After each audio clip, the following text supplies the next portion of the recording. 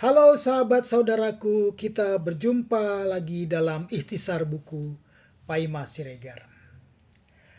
Kali ini buku yang akan dibuat ikhtisarnya adalah buku dari perpustakaan mini saya dari kategori buku umum yang berjudul Celoteh Romo Magnis 232 ujaran bijak filosof dan rohaniawan yang disunting oleh Bapak Ahmad Nurholis. Buku yang saya beli di tahun 2021 ini, saya lupa belinya di mana. Mungkin saya beli di sudut rak buku diskon, toko buku Gramedia. Atau saya beli ketika berjalan kaki di lapak pinggiran jalan raya antara Keramat Sentiong dan Senen.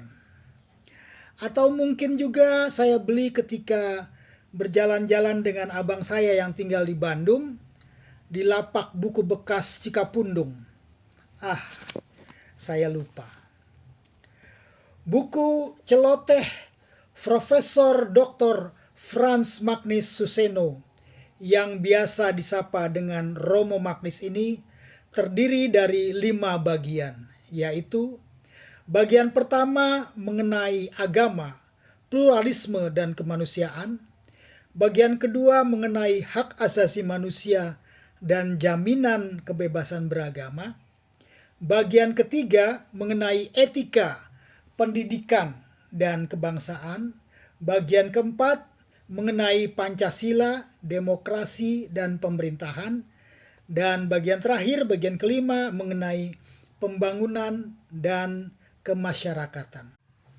Akhir-akhir ini di awal bulan April 2026 kembali terjadi persekusi yang terjadi pada Saung Taraju Jumantara di Tasikmalaya dan Rumah Doa Jemaat Pauk Tesalonika di Tangerang.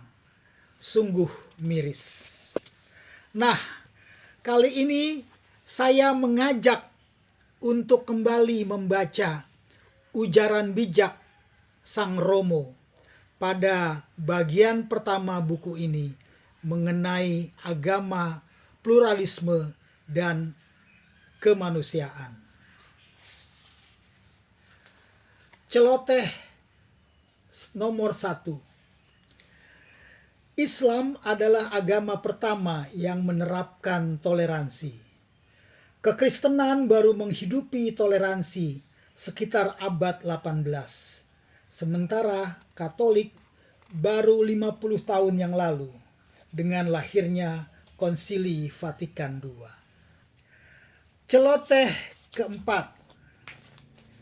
Negara paling plural. Indonesia negara paling plural di dunia.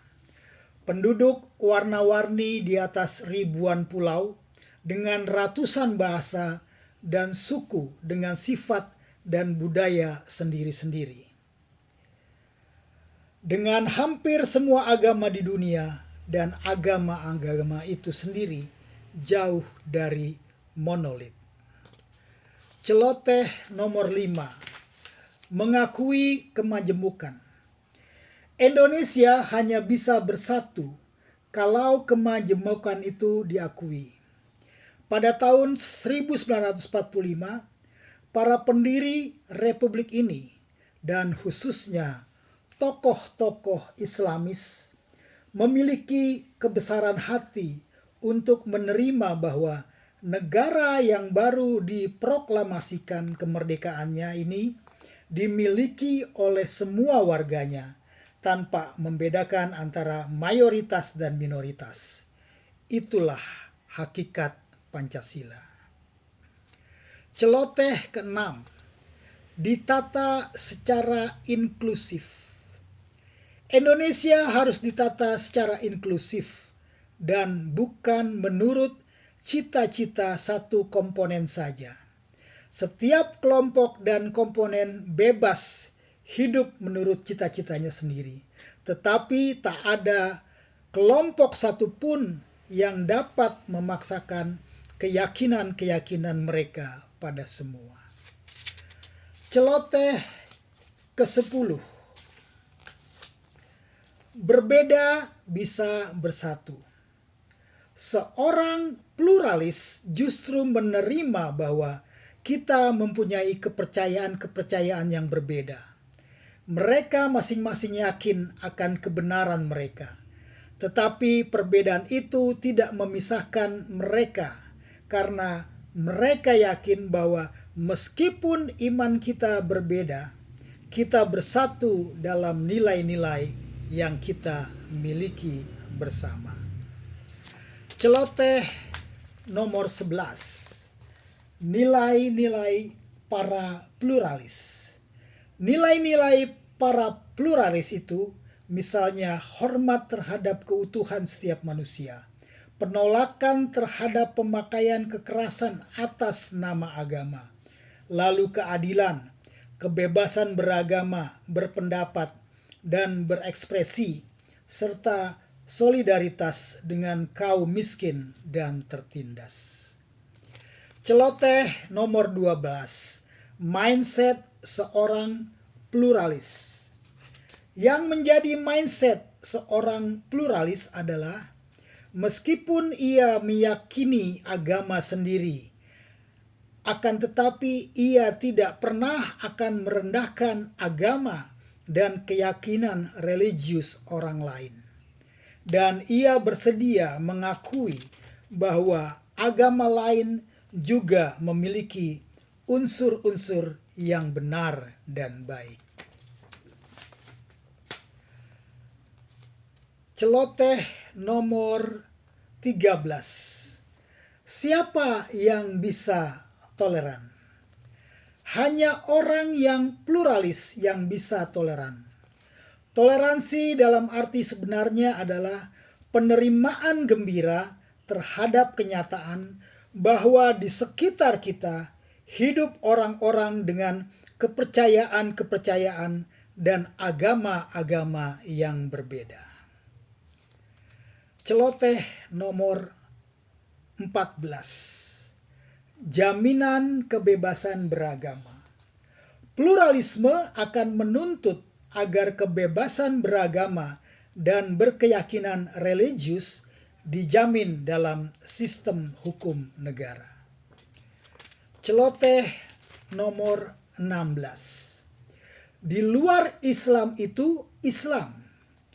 Dalam agama Islam, Nurholis Majidlah yang memperlihatkan bahwa menurut Al-Quran juga orang-orang di luar agama Islam, misalnya orang Yahudi atau orang Buddha, dapat merupakan orang Islam apabila ia menyerah kepada yang ilahi menurut keyakinan agamanya sendiri, dan karena itu akan masuk surga juga. Celoteh ke-22. Pluralisme tidak menggadaikan. Pluralisme itu tidak menggadaikan pengakuan pada kebenaran agama lain. Masing-masing yakin akan kebenaran agamanya sendiri, tetapi bersedia menerima umat dan agama lain dalam keberlainannya. Celoteh nomor 23. Larangan menghakimi orang lain. Bukan urusan kita menilai orang atau agama lain. Larangan menghakimi dan mengkafirkan orang lain juga berlaku dalam sikap terhadap agama lain. Celoteh nomor 24. Tidak mungkin pluralis. Orang yang memandang agama lain jelek seluruhnya tidak mungkin menjadi seorang pluralis. Celoteh nomor 29. Menata Indonesia.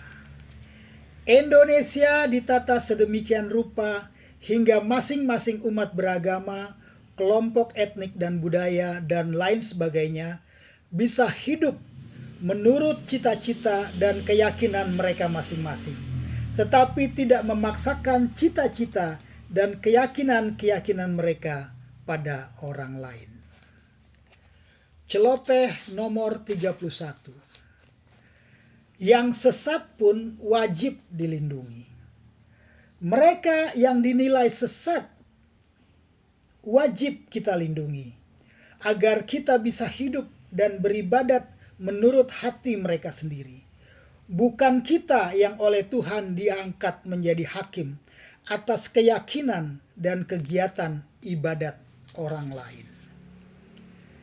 Celoteh nomor 34. Dialog dan refleksi.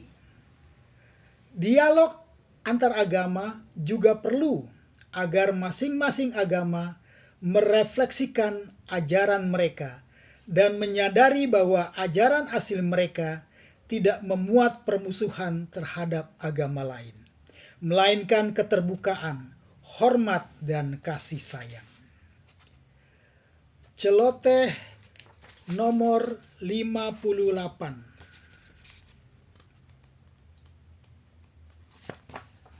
Saling pengertian baru.